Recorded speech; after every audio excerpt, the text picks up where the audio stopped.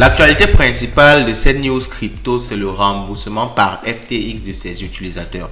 Alors, je suis sûr que si vous êtes dans l'écosystème crypto, vous avez entendu parler de FTX qui était tout simplement le deuxième plus grand exchange au monde. Et FTX a craché. Alors, il a craché pourquoi? Parce que son fondateur n'utilisait pas les fonds de ses clients comme il fallait. Il les détournait pour ses fins personnelles, les voyages, les balades, les jets, les avions, les voitures et toute autre chose. Il n'utilisait pas de l'argent comme il se fallait. Donc, l'entreprise a finalement craché et actuellement, ils sont, après une longue procédure judiciaire, il faut le dire, ils sont en train de vouloir rembourser leurs clients. On va revenir sur cette affaire-là aujourd'hui. On va parcourir, comme vous le savez, le concept, on va parcourir l'actualité des news crypto qui ont vraiment rythmé notre quotidien au cours de ces derniers jours. On va aller sur ça en détail. On va voir, n'est-ce pas, l'état du marché et on finira par cette actualité-ci. Allons-y, let's go. N'oubliez surtout pas de liker la vidéo et de laisser le commentaire du jour qui est remboursement FTX. Allons-y, let's go. Wow!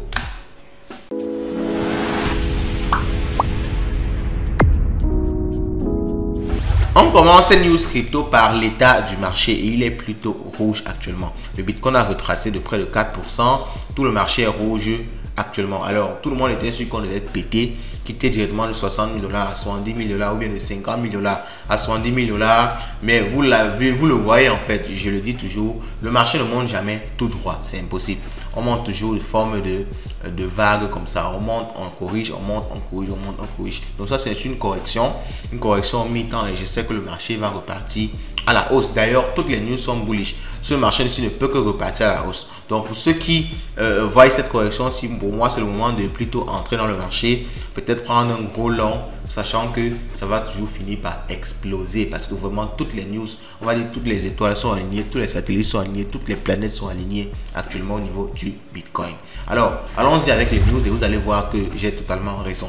Alors, voici ce monsieur Coin Sensei qui explique en fait que ce n'est pas juste le halving qui crée l'explosion du Bitcoin. Donc, il y a le halving chaque 4 ans, mais il y a également l'augmentation de la liquidité mondiale chaque 3,75 ans. Donc, chaque 4 ans environ. Quand ces deux-là se mélangent, c'est ce qui crée, n'est-ce pas, un boom sur le marché des crypto-monnaies. On peut voir dans ce schéma-ci. Donc, ici, c'est les halving. Et ici, c'est les liquidités qui sont augmentées chaque 3,75 ans. Et vous voyez que chaque fois, il y a le boom. Chaque fois, il y a le boom. Chaque fois, il y a le boom. Mais vous pouvez toujours voir que, quel que soit ce qui se passe, même pendant les booms, il y a toujours les corrections. On monte, on corrige, on monte, on corrige, on monte, on corrige, on monte, on corrige. C'est comme ça que les marchés sont. Donc, ne vous attendez jamais à quelque chose de carrément oblique ou bien de carrément vertical. Vous allez perdre votre temps. Lorsque ça corrige, réentrez dans le marché et surtout ne paniquez pas. Parce que les corrections sont normalement là pour faire paniquer les gens. Alors, on continue. La Commission de supervision financière de Taïwan a déclaré que les investisseurs professionnels peuvent désormais accéder aux ETF Bitcoin sous réserve de réglementation et de surveillance spécifiques. Donc, vous voyez que l'adoption est en train d'évoluer. À Taïwan, on veut déjà accepter les ETF Bitcoin sous réserve d'une réglementation et d'une surveillance, ce qui est normal. Alors, attention aux fausses informations. Ça, c'est déjà par rapport à notre news principale aujourd'hui. La distribution des fonds FTX ne commencera pas cette semaine. Ok? Ce qui va plutôt se passer exactement, c'est quoi? La prochaine audience concernant la restructuration de FTX est fixée au 7 novembre, donc dans quelques jours, dans une semaine. Si elle a approuvé, les demandeurs ayant moins de 50 000 $ pourraient recevoir le paiement d'ici fin 2024, donc dans 2-3 mois. Ok, parce que nous sommes déjà en octobre, novembre, décembre. Donc, dans 2 mois, ils auront leur paiement. Donc, vous avez déjà une idée maintenant claire de quand vous allez recevoir vos paiements. Pour tous ceux qui se sont enrôlés pour se faire rembourser avec FTX. Donc, vous avez maintenant une idée claire de quand vous aurez votre argent. Pour si vous avez moins de 50 000 $, et si vous avez plus, vous aurez vos paiements en 2025. Au total, 16 milliards de $ seront redistribués et une grande partie de ces fonds sera réinjectée sur le marché. Donc, ce ne sera pas très mauvais pour le marché en tant que tel. Mais en fait, toujours attention parce que vous savez, même si ce n'est pas mauvais en termes de fonds, vous savez que les gens paniquent toujours sur les informations. Donc, lorsqu'ils auront l'information que FTX rembourse, ils vont paniquer disant qu'il y aura un dump et c'est comme ça qu'on va vendre et il y aura effectivement le dump. La messagerie Telegram est devenue centrale par rapport à l'adoption de l'écosystème crypto. Ok, effectivement, avec le lancement de la blockchain Ton et des trucs comme Hamster Combat, Moonbix, Notcoin et tout ça, ça entraîne une adoption massive de la blockchain à travers la messagerie Telegram. Même comme il y a un rapport sur Telegram qui m'inquiète, disant que ils vont maintenant partager leurs informations avec les États. Bon, c'est vraiment très très grave s'ils arrivent à le faire et je crois que ça va décourager un peu les gens d'utiliser Telegram. En tout cas, on verra bien ce qui va se passer. Ok, on continue. L'ancien ministre des Finances de la Chine appelle à une étude nationale sur les crypto-monnaies après que les ETF Bitcoin aux États-Unis ont connu le meilleur lancement d'ETF de l'histoire. Vous voyez, donc le Bitcoin n'est vraiment plus un phénomène de mode, les gars. C'est déjà très très loin. Et vous voyez, l'ancien ministre des Finances de la Chine appelle à une étude nationale sur les crypto-monnaies. Donc les gars, si vous ne vous positionnez pas sur les crypto-monnaies, j'ai bien peur que dans 5-10 ans, vous soyez tout simplement comme quelqu'un qui n'a pas voulu apprendre Internet en 2000. Ok, vous soyez à la traîne. Alors là, c'est une information sur FTX, on passe dessus. Une fausse appli, alors faites très attention parce que pendant les bull run, beaucoup de gens perdent tout leur capital à cause du scam. Une fausse appli drainant les wallets crypto a été présentée sur Google Play. Sur Google Play pendant des mois et a permis aux voleurs de dérober 70 000 $.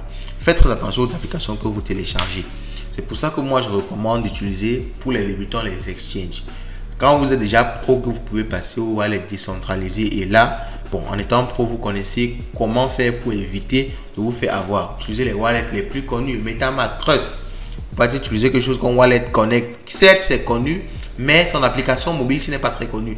Mais si vous ne faites pas attention, vous allez utiliser ça et vous allez tout simplement perdre votre argent comme beaucoup de personnes ont perdu leur argent ici. Mais bon, c'est vrai que le déficit n'est pas très grand. Surtout si c'est sur beaucoup de personnes. 70 000 $ sur beaucoup de personnes, ça ne fait pas de très grande perte par personne.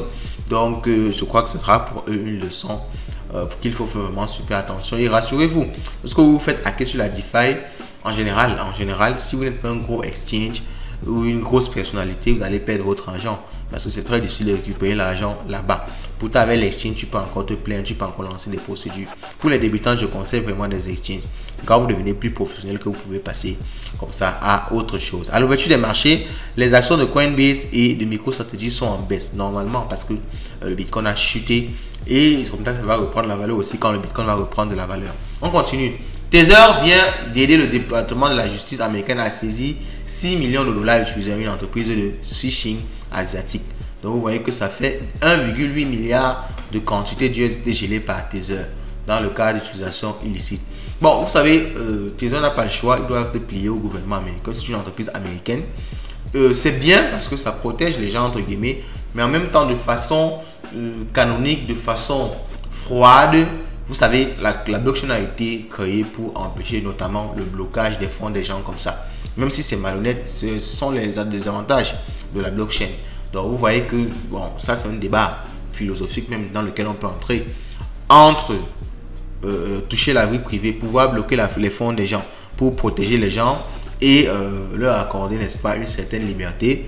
Et là, on ne peut pas vous bloquer aussi votre argent n'importe quand, n'importe comment. Mais en même temps, vous n'êtes pas protégé en cas de problème. Parce que là, ils ont réussi à protéger en cas de problème. Mais pour ça, il faudrait bien qu'ils aient le droit de bloquer. Bon, c'est un débat philosophique. Vous laisserez ce que vous pensez de ça en commentaire. Alors, il y a de grosses liquidations sur le marché. Ça veut dire qu'il y a de la volatilité et c'est plutôt bonne chose. On continue. Le Japon envisage de réduire les taxes sur les crypto-monnaies. C'est également extrêmement bullish. Vous voyez que toutes les news sont très très bullish. Le Bitcoin va forcément exploser. Mais comme je l'ai dit, ne vous attendez pas à ce que ça atteigne 1 million de dollars. Prenez vos profits au fur et à mesure. Lorsqu'il explose à 66 000 $, prenez des profits. Attendez, 70 000 vous prenez, 75 000 vous prenez, 80 000 vous prenez. Ne cherchez jamais à vendre au top. Vous ne savez pas quand le top se fera. Il peut y avoir une grosse news maintenant. On passe directement en B-market. Faites très attention au marché financier. Pour ma petite expérience dans laquelle je suis, il y a quelques années, tout est possible. Tout est possible. Et c'est souvent l'impossible qui arrive. Binance peut cracher. Il peut y avoir un Black Swan comme ça du jour au lendemain. Et tout est possible. Donc, prenez des profits au fur et à mesure. Protégez-vous au fur et à mesure. Et comme ça, s'il y a un truc, vous saurez quand même, même si vous perdez, vous ne serez pas totalement perdant. Et c'est ça l'important. C'est de garder une partie de son capital pour pouvoir se refaire en cas de crise. On continue.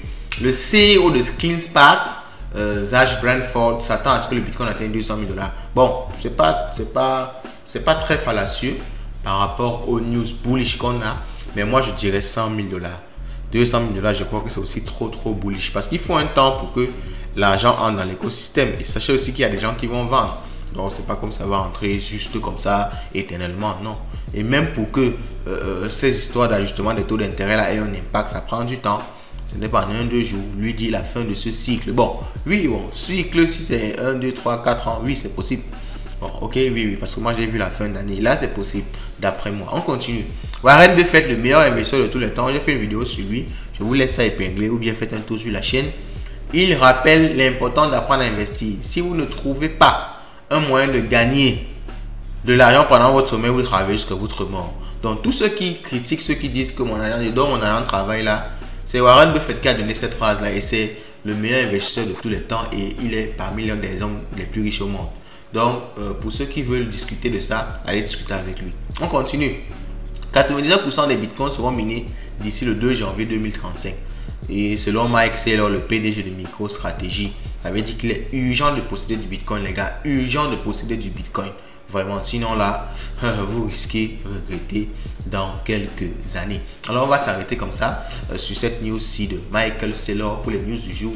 Et on va revenir sur la news principale qui est le coup de massue pour les utilisateurs de FTX. Alors, récupéreront-ils seulement 10 à 25% de la valeur de leur portefeuille? Les mauvaises nouvelles se confirment. Les nouvelles circulaient depuis quelques mois déjà. Les utilisateurs de la plateforme FTX commençaient sérieusement à retirer le pied concernant les remboursements de leurs avoirs bloqués depuis 2022. Ok? Mais avec assurance de toucher l'argent tout de suite. Pour les autres, il fallait s'entendre à un accord judiciaire dont les détails ont été publiés ces dernières heures. Cela devrait mécaniquement entraîner une perte financière importante pour ces derniers qui sont majoritairement les anciens clients de l'exchange. Les personnes proches de ce dossier parlent d'un remboursement qui devrait finalement représenter 10 à 25% de la valeur du portefeuille. Vous voyez que c'est ridicule. Parce que FTX a craché quand on était au bull run passé. C'est pour ça que je vous dis que tout peut arriver, les gars. Au bull run passé, FTX a craché. Et les prix là-bas étaient au Bitcoin était à son 9 000 $. Les prix des cryptos, des altcoins, tout était extrêmement élevé. Et comparé au prix actuel, c'est pas grand chose. Non, qu'est-ce que je dis? FTX a craché lorsqu'on était en bull et les prix étaient bas à ce moment-là. Ok, oui, c'est plutôt ça. Et maintenant, ils veulent rembourser les gens avec les prix de l'époque. Pourtant, ils devaient rembourser les gens normalement avec les prix de maintenant. Donc, si vous remboursez avec les prix de l'époque, lorsque le Bitcoin avait craché 30 000 $, vous allez perdre beaucoup d'argent. Et c'est ce qui est en train de se passer maintenant. Donc, ils vont perdre entre 10 et 25% de la valeur de leur portefeuille. Selon les termes d'un accord dévoilé dernièrement, les actionnaires seront prioritaires sur les clients. Donc, on va d'abord rembourser même ceux qui sont déjà riches avant de rembourser ceux qui ont vraiment besoin d'argent. Vous voyez, à ce moment-là, le Bitcoin était à 16 000 $ et Ethereum autour de 1 200 $. Vous voyez, c'est vraiment une grosse perte. Donc, on va vous rembourser à ces prix-là. Pourtant, normalement, on devait vous rembourser la quantité de Bitcoin que vous devez avoir. Ça veut dire que si vous avez 10 Bitcoin, on devait vous rembourser 10 Bitcoin. Ce qui devait vous permettre de revendre et maintenant d'avoir une énorme plus-value. Mais on va vous revendre 10 Bitcoin. Ils vont prendre les 10 Bitcoin, vendre ça à 66 000 $. Maintenant, enlever, diminuer. Vraiment, c'est quand même malhonnête. C'est quand même malhonnête. Bon, en même temps, ils ont des charges à payer. On peut aussi comprendre. Mais jusqu'à ce niveau-là, c'est un peu malhonnête d'après moi. Bon, Sam Bankman-Fried aussi a volé une grande partie.